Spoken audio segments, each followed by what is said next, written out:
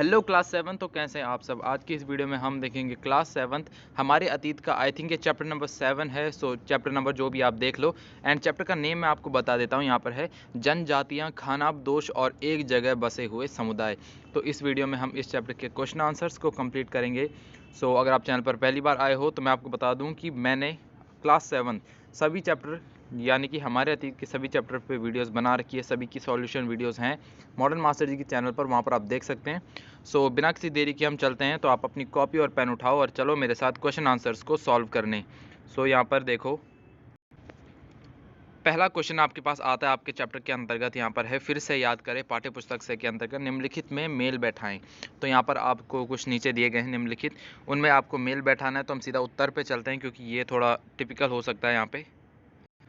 सो अब आप यहाँ पर देखो, ये है यहाँ पर उत्तर में देखो आप गढ़ गढ़ आप मिलाओगे, ठीक है, 84 से, ठीक है, 84 गढ़। फिर है टांडा, फिर टांडा है आपका कारवां।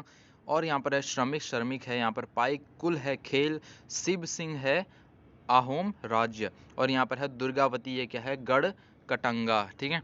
सो उसके बाद में देखते हैं क्वेश्चन नंबर 2 है आपके पास रिक्त स्थानों की पूर्ति करें। तो यहाँ पर आपको फिल इन द ब्लैंक्स दिए गए हैं।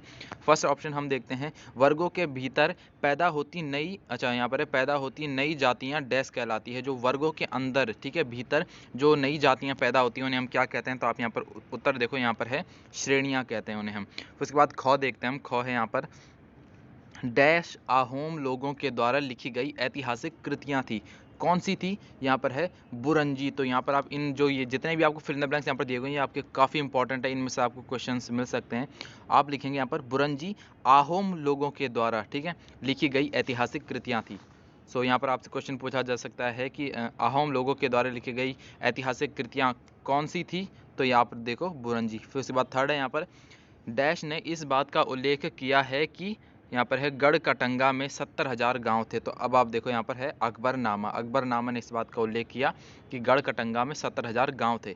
फिर हम उसके बाद घ देखते हैं। यहाँ पर है बड़े और ताकतवर होने पर जनजातियाँ, अच्छा यहाँ पर है जनजातीय राज्यों ने डैश और डैश को भूमि अनुदान दिए। किस किस को दिए, मंदिर बनवाए और ब्राह्मणों को, ठीक है, राज्यों ने मंदिर बनवाए और यहाँ पर है ब्राह्मणों को भूमि अनुदान दिए। सो यहाँ पर आपके इतने थे यहाँ पर फिल इन द ब्लैंक्स। तो ये आपके अपने कंप्लीट होते हैं। उसके बाद हम आगे देखते हैं। आगे आपके पास क्वेश्चन है यहाँ पर सही या गलत बताइए। यानी कि यहाँ पर आपके पास टिक द करेक्ट ऑप्शन नहीं, यहाँ पर है आपको टिक यानी कि राइट और रॉन्ग बताना, इनमें से कौन से हैं। तो यहाँ पर पहला क्वेश्चन आप देखो, यहाँ पर कौ है, यहाँ पर जनजातीय समाजों के पास समृद्धवाचक परंपराएं थी। तो यहाँ पर आपको देखना ये सही है या गलत। तो यहाँ पर आप देखो सही, ठीक है। तो फर्स्ट आपका यहाँ पर ठीक है। तो इसके बाद है उपमहाद्वीप के उत्तर पश्चिमी भाग में कोई जनजातीय समुदाय नहीं था। तो यहाँ पर आप लिखोगे यहाँ पर गलत। सो इसका आंसर आपका होगा गलत। फिर उसके बाद अगला देखते हैं हम। यहाँ पर है गोंड राज्यों में अनेक नगरों को मिलाकर 84 बनता था। तो यहाँ पर आप लिखोगे गलत। तो इसका आंसर आपका होगा गलत। फिर उसके बाद है भील उपमहाद्वीप के उत्तर पूर्वी भाग में रहते थे। तो भील एक आप देखो यहाँ पर जाति होगी जो कहाँ रहती थी, उपमहाद्वीप के उत्तर पूर्वी भाग में रहती थी। लेकिन ये आपका गलत है, तो आप ये मत समझना कि वहाँ रहती थी, ठीक है। उसके बाद अगला क्वेश्चन हम देखते हैं। अगला क्वेश्चन है यहाँ पर आपके पास क्वेश्चन नंबर 4।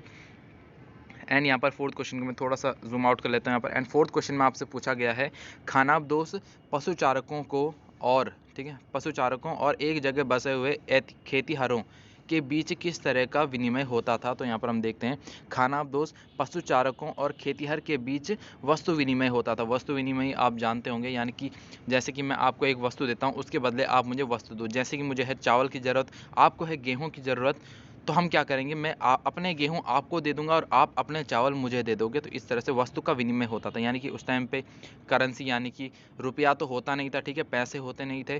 तो लोग क्या करते थे, वस्तु की जगह पे वस्तु देते थे। इसी को वस्तु विनिमय कहते हैं। उसके बाद आगे देखते हैं हम, जिसके तहत एक वस्तु को देकर दूसरे वस्तु को प्राप्त करना होता था। तो देखो यहाँ पर मैंने अभी जो आपको बताया।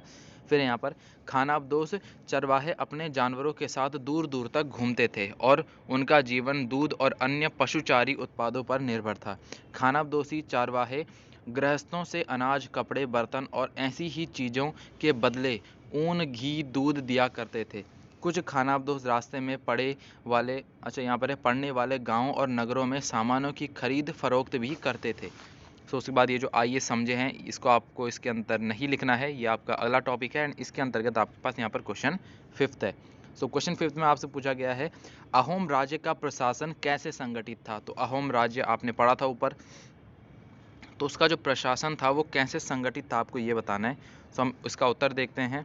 उत्तर है आपका अहोम प्रशासन को संगठित निम्न प्रकार से संगठित था। ठीक है, तो यहाँ पर पहला ऑप्शन है 17वीं शताब्दी के पूर्वार्ध तक अहोम प्रशासन केंद्रीकृत हो चुका था।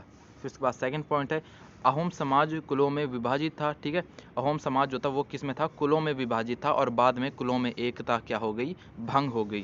फिर उसके बाद थर्ड पॉइंट है यहाँ पर एक कुल के नियंत्रण में प्रायः कई गांव आते थे, यानी कि जो एक कुल होता था उसके नियंत्रण में बहुत सारे गांव आते थे। किसान को अपने ग्राम समुदाय के द्वारा जमीन दी जाती थी और समुदाय की सहमति के बगैर राजा तक इसे वापस नहीं ले सकता था। तो यहाँ पर आप देखो समुदाय की सहमति के बगैर राजा इसे वापस नहीं ले सकता जो आपको ज़मीन दी गई है। फिर उसके बाद आगे देखते हैं, 6th क्वेश्चन भी हमारे पास दिया गया है यहाँ पर कि वर्ण आधारित समाज में क्या परिवर्तन आए। तो जो वर्ण पर आधारित समाज था, ठीक है, उनमें क्या परिवर्तन आए, तो हम देखते हैं वर्ण आधारित समाज में निम्न परिवर्तन आए। सो पहला पॉइंट है आपके यहाँ पर वर्गों के भीतर छोटी छोटी जातियाँ उभरने लगी। अब जो वर्ग थे उनके अंतर्गत क्या होने लगा, छोटी छोटी जातियाँ उभरने लगी। उदाहरण के लिए जैसे कि हम देख सकते हैं यहाँ पर ब्राह्मणों के बीच नई जातियाँ सामने आई। फिर है दूसरी ओर कई जनजातियाँ और सामाजिक समूहों को जाति विभाजित समाज में यहाँ पर समाज में शामिल कर लिया गया और उन्हें जातियों का दर्जा दे दिया गया। थर्ड पॉइंट है ब्राह्मणों द्वारा शिल्पियों, सुनार, लोहार, बढ़ई और राजमिस्त्री को जातियों के रूप में मान्यता दे दी गई। ठीक है, ब्राह्मणों ने क्या किया, जो ब्राह्मण थे उन्होंने ही तो शिल्पियों, ठीक है, सुनार, लोहार, बढ़ई और राजमिस्त्री को जातियों के रूप में उन्होंने मान्यता दे दी थी ब्राह्मणों ने। फिर है वर्ण की बजाय जाति समाज के संगठन का आधार बनी। ठीक है, उसके बाद हम आगे देखते हैं। फिर यहाँ पर क्वेश्चन नंबर 7 आपसे पूछा गया है कि एक राज्य के रूप में संगठित हो जाने के बाद जनजातीय समाज कैसे बदला। सो उसके बाद हम इसका आंसर देखते हैं यहाँ पर कि एक राज्य के रूप में संगठित हो जाने के बाद जनजातीय समाज में कई तरह के बदलाव आए। अब कैसे बदलाव आए वो हम देखते हैं। यहाँ पर फर्स्ट पॉइंट है हूण चंदेल। ठीक है, आपको यहाँ पर कुछ थोड़ा टिपिकल से यहाँ पर वर्ड्स दिए गए हैं, हूण, चंदेल, चालुक्य और कुछ यहाँ पर दूसरी वंश परंपराओं में से कुछ पहले जनजातियों में आते थे और बाद में कई कुल राजपूत मान लिए गए। धीरे धीरे उन्होंने पुराने शासकों की जगह ले ली और विशेषतः कृषि वाले क्षेत्रों में, अक्सर कौन सी क्षेत्रों में ली थी, कृषि वाले क्षेत्रों में, यानी कि जहाँ पर खेती होती थी। शासकों के रूप में राजपूत गोत्रों के उदय के उदाहरण का जनजातीय लोगों ने अनुसरण किया और धीरे धीरे ब्राह्मणों के समर्थन से कई यहाँ पर जनजातियाँ जाति व्यवस्था का हिस्सा बन गई, लेकिन केवल प्रमुख जनजातीय परिवार ही शासक वर्ग में शामिल हो सके। सो ये आपका यहाँ पर पॉइंट, आप इसे याद रखें। उसके बाद हम अगला क्वेश्चन देखते हैं। यहाँ पर आइए विचार करें के अंतर्गत आपके पास यहाँ पर 8th क्वेश्चन है, क्या बंजारे लोग अर्थव्यवस्था के लिए महत्वपूर्ण थे।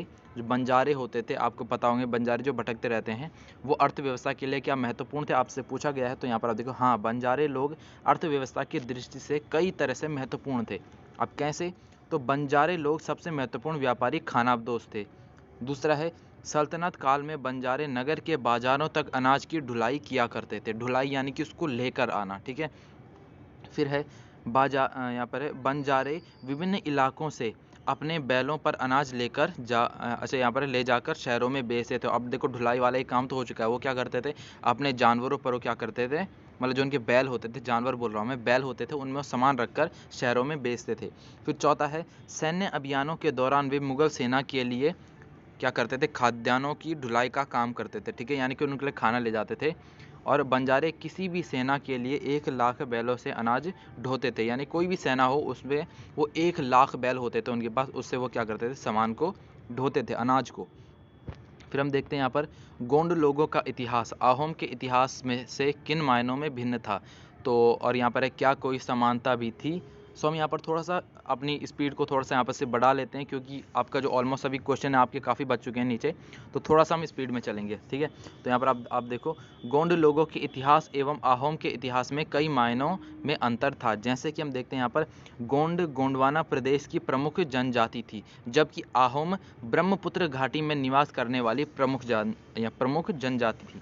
फिर सेकंड है गोंड यहाँ के मूल निवासी थे, जबकि अहोम म्यांमार के आकार से म्यांमार से आकर बसे थे। फिर उसके बाद हम देखते हैं यहाँ पर गोंड आग्नेय अस्त्रों का प्रयोग नहीं जानते थे, जबकि अहोम उच्च स्तरीय बारूद और तोपों के निर्माण में सक्षम थे। फिर उसके बाद है गोंडवाना राज्य अहोम राज्य की तुलना में बड़ा था। जो गोंडवाना राज्य था वो अहोम राज्य की तुलना में बड़ा था, यानी कि इतना बड़ा नहीं था लेकिन अहोम राज्य की तुलना में वो बड़ा था, यानी कि अहोम राज्य से तो बड़ा था। फिर उसके बाद है यहाँ पर गोंड इतिहास एवं अहोम इतिहास में समानताएं। तो यहाँ पर समानताएं क्या हैं, गोंड और अहोम दोनों ही जनजातियां थी, तो एक ये समानता है। दूसरा है दोनों ही जनजातियों ने अपने अपने साम्राज्य स्थापित किए।